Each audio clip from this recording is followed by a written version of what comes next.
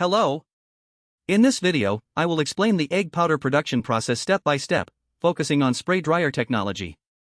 In the first stage, liquid egg is prepared.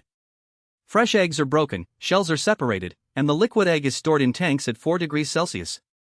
It then goes through homogenization and pasteurization processes.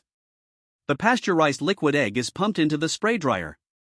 The atomizer at the top of the dryer turns the liquid into micron-sized droplets. At the same time, 200-degree hot air is blown, and the droplets instantly evaporate into powder form.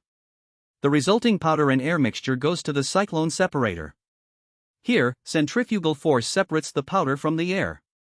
Bag filters capture any remaining fine particles, while clean air is released. The egg powder undergoes strict quality control tests.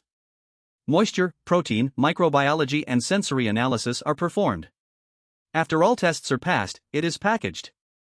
And that is it. This process, from liquid egg to powder egg, shows how advanced modern food production has become. Thank you for watching.